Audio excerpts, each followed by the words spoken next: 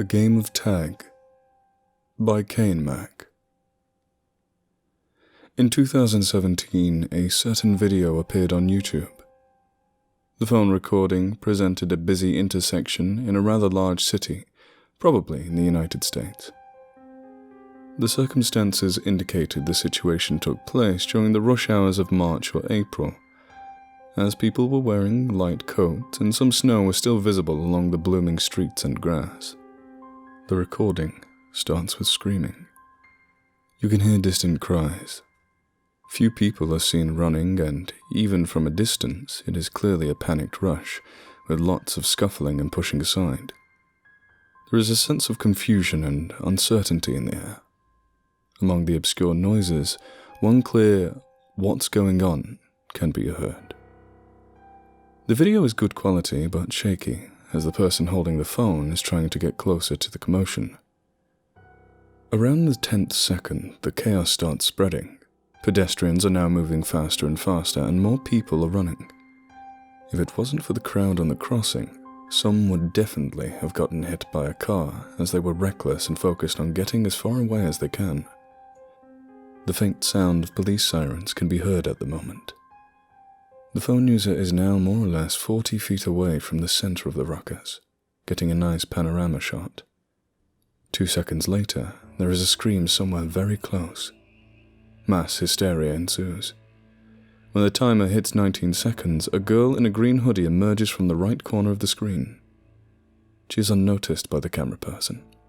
The crowd is thinner where she appeared, and she easily navigates among the pedestrians.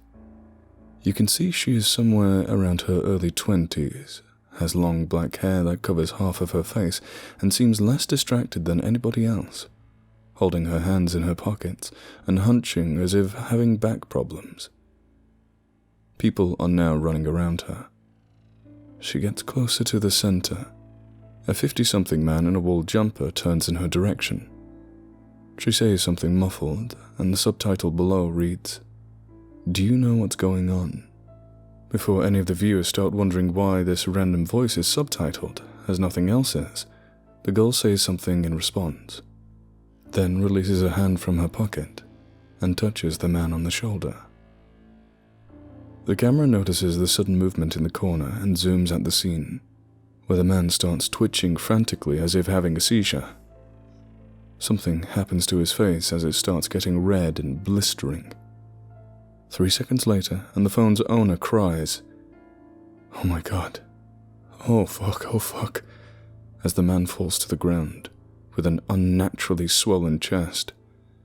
The nearby passerbys watch this in fear, only to start screaming and running away. The crowd, now knowing the source of the panic, began spreading, a vast wave of bodies that flooded the street, stopping vehicles. Some people run past the camera person. The phone catches glimpses of their horrified faces. We can also start noticing other phones recording the commotion. The police arrive. Their flickering lights appear somewhere in the corner. The girl is now in focus. She walks toward another person and touches them. It's a teenage boy, who makes a choking gesture and starts bleeding from his mouth as his chest bloats to giant proportions.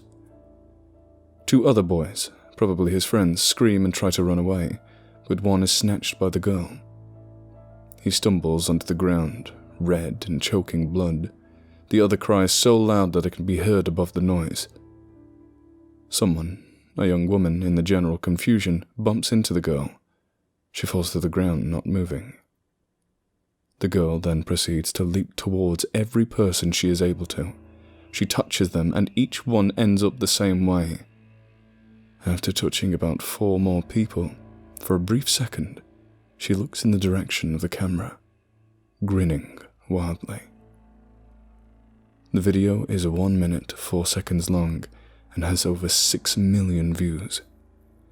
The comment section consisted mostly of "what the fuck" and "is this real?" But many were not convinced. Some shouted it was fake. There were a few who believed it was one of those pranks used to promote new horror movies, and in a very bad taste, they added. Trolls were joking they'd bank her either way. This was the most popular video of the happening. Overall, There were over 15 original recordings, all shot from different angles and moments. After the incident, the girl in the green hoodie was nowhere to be found. The event received media coverage all around the world, but the fact that people died after being touched was barely mentioned. Most news reports described it as a biological attack organized by terrorists, and that the girl in the green hoodie was using either some kind of gas or syringe filled with toxic chemicals. This blatant lie wasn't overlooked by the internet, as millions of commenters shouted that no gas nor syringe was present during the event, and witnesses actually saw that a simple touch would turn a person into a blood-choking red mess. The media, however, refused to accept this explanation and turned a blind eye to the accusations. No real explanation was given to the deaths as well. According to medical authorities, the victims had been dead before any help arrived. For a few days, only a range of symptoms were present to the public: skin lesions, obstruction of the lungs, eye inflammation, etc., as the official cause of death was still unknown. However, 2 days after the incident, a post was published on an anonymous message board. The creator claimed to be one of the morgue attendants that were examining the bodies. He or she felt obliged to tell the truth about the condition of the bodies, but were shut down by their supervisors in order to not spread panic. They explained that the cause of death was asphyxiation caused by severe pulmonary injuries, which explained the bleeding and swollen chests. OP expressed their shock as they'd never seen such an amount of damage caused in such a short time.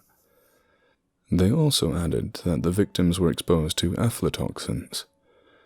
Aflatoxins are cancerous chemicals often found in corn, walnuts, or peanuts, to name a few, that, especially when improperly stored, can lead to liver cancer or other horrible things such as hemorrhage. According to OP, the amount of aflatoxins in the bodies was 20 times larger than in normal instances of aflatoxin poisoning, which caused severe damage to their livers. The list of symptoms goes on: throat injuries, internal bleeding, dermatitis, sore and bloodshot eyes, etc., developed to a very serious stage. The effects are similar to being exposed to black mold for a prolonged period of time, wrote the anonymous user, and never responded to any of the comments. Although people were skeptic, the post gained a lot of attention. For a few months, YouTube became flooded with reaction videos and theories. Conspiracy theorists believed the girl in the green hoodie was a governmental experiment gone wrong, a real-life SCP, or even pestilence, one of the 4 horsemen of the apocalypse. The girl even gained her own cult following, becoming an internet meme. She was dubbed Rosie, in reference to the Ring Around the Rosie, as it was a nursery rhyme about the Black Death. But this was not the first time Rosie appeared on the internet. In 2011, a YouTube video appeared with the title written in Japanese, which could be Google translated as "Death on the Streets of Japan. Weird Girl Found," depicting an intersection in a suburban area seen from a 3rd-floor balcony. People are running away and screaming. The camera is focused on the girl in the green hoodie in the middle of the street, monitoring the surrounding chaos. She keeps her hand in her pocket, and this time, her face is hidden under the hood. Around her lie bodies, like a macabre version of petals surrounding a flower bud. You can hear the camera person talking with someone next to them. Their voices are pitched to an almost chipmunk-like squeak, but unless you know Japanese, you can't make out what they're saying. After almost 2 minutes of footage, Rosie leaves the scene before the police arrive. At the time, people believed it was fake, as there was never any media coverage of the event. So no one knew where it had taken place, nor who recorded this. However, after the incident in 2017, I, the person who remembered the Japanese video, decided to create a subreddit about it. I first encountered the green hoodie girl, aka Rosie, video yesterday, and I couldn't shake off the feeling of déjà vu.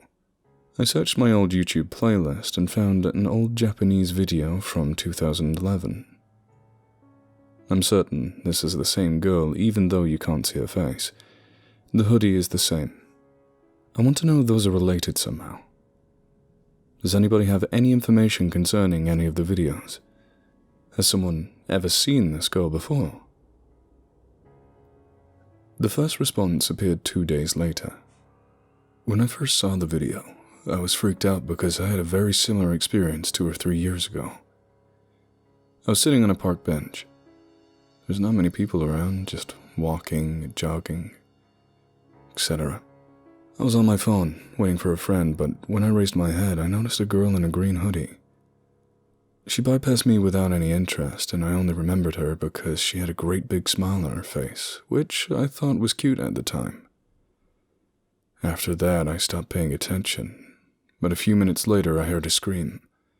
I ran to see what happened, and I found an older guy laying on the ground with a really red face and a swollen chest. I thought he choked on something, so I called 911. It took them some time to get there. Besides, I was scared right out of my mind at the time, so I can't remember if the girl was even there. But seeing all the bodies on the video reminded me of that guy, and the girl that passed me by with a smile on her face. If this is the same girl, I think I'll go crazy. She would have touched me if she wanted to. The post gained a lot of replies, but one was more interesting than the others. The user shared a blurry photo of 2 dead horses near a fence, their barrels swollen, with patches of red skin in between their fur. They were positioned in a way that you couldn't see their faces, but I could imagine their eyes were bloodshot. The user wrote, "I live in a family farm on the outskirts of France, where we breed horses. Over 5 years ago, we found 2 of our mares dead just like this. We thought it was a wild animal, as we live close to a forest, but there were no bite or claw wounds. We called the vet. He did an autopsy and claimed the horses had a severe case of mold poisoning, and we should check our stables as quickly as possible. Our stables were well maintained, but we checked every nook and cranny just in case. Not even a speck of mold. Besides, there were several other horses in the paddock, healthy and unharmed. For years, I believed the 2 dead ones had to eat something toxic, until I saw the video with Rosie, the green-hooded girl. I couldn't believe my eyes, because the victims had the same symptoms as our mares back then. Then I found the post of the autopsy technician who described the cause of death: asphyxiation from severe black mold exposure. Fucking mold exposure! I don't know if she killed my horses, but the symptoms were exactly the same. There was a path next to the paddock, right near the fence where the horses were found. People were horrified after seeing the photo. You can kill a man and no one bats an eye, but animal cruelty is, fortunately, less tolerable on the internet. Many hypotheses appeared before someone posted another video. He wrote an introduction in broken English, but I managed to make out the general sense. Apparently, OP used to work at a bar, and some night, whilst on shift, he heard screams and gunshots coming from outside. He was too scared to check, as it was a really nasty neighborhood, and after about 10 minutes, everything went silent. The day he and his boss checked the video surveillance. The next day, he and his boss checked the video surveillance. I watched the footage he uploaded. In the dim glow of the entrance lighting, 2 men ran through the street. One disappeared from shot, but the other one was quickly snatched by someone whose face was hidden under a hoodie. The captured man twitched erratically before falling to the ground motionless, and the hooded figure quickly followed the one who escaped. It was dark. The footage had a very low frame rate and was really bad quality, but many agreed, me included, that the attacker was rather short for a man, didn't use any weapons, and was wearing something resembling a zip-front sweatshirt of uncertain color. What really bothered me was the mention of gunshots. As it was a CCTV footage, no sounds were recorded, but if someone was shooting Rosie, if it really was Rosie. She didn't seem to be affected in any way. Over the span of a few months, my subreddit has grown over 3 times in size. People shared their own experiences and posted videos and photos they found. There were a few who decided to make YouTube documentaries about Rosie, based on all the uploaded material. And there was a lot to find. We received video recordings from airports, stores, or streets all over the world. The number of photos depicting dead, swollen bodies was remarkable. Some people claimed to spot Rosie even taking pictures inconspicuously, but in most cases, they were false alarms or fakes. Theories started popping up like mad. Even Rosie's popularity grew as she received a lot of fan art, very often disturbing in more ways than one. "I think she's misunderstood. Maybe that smile is fake and she's really suffering. I want to help her," one of the users wrote, and received a quick reply, "You're a fucking idiot, you know that?" But what really shook me up was a photo that was posted about 5 months after I created my subreddit. The user described it only in one sentence: "I didn't make it." The photo presented Rosie from behind without her hood on, her hair hanging from her shoulder as she was leaning against a brick wall. At her feet lay a boy, maybe 8 or 9 years old, probably of Middle Eastern descent. He was curling up as if trying to hide inside himself, and was looking at Rosie with sheer terror in his eyes, his face red from crying. There was no background story to this. No one could recognize the place nor the boy. People who clearly didn't read the post started accusing the one who posted it for just staying there and taking pictures, and were reminded to read the description first. The photo stayed in my mind for a long time. The boy's face still haunts me to this day. I quickly connected the dots and began my own investigation. I started posting videos of me trying to solve the mystery of Rosie. I tried to dig information about her real name, origins, and possible relatives, but to no avail. I contacted police departments in countries Rosie was reported in. Despite evidence I presented, she was never caught or ever seen. In a Skype interview with a police officer who witnessed the 2017 incident, he said, "We kept hearing about a girl in a green hoodie, but we never found such a person. No personal information, no address, nothing. We sent police notices all around the country. Whoever she was, she disappeared without a trace." Despite my best efforts, I wasn't able to find anything. It seemed as if Rosie came from nowhere and could appear and disappear wherever and whenever she pleases. Sometimes when I check all the evidence, I start doubting myself. Blurred photos, easily manipulated and staged videos, accounts of people that might be lying or simply gullible. I might be onto something, but maybe it's all a wild goose chase and I need to stop believing in everything I see on the internet. But I can't stop worrying. All the videos and written accounts of other people described locations that were remote or barely inhabited.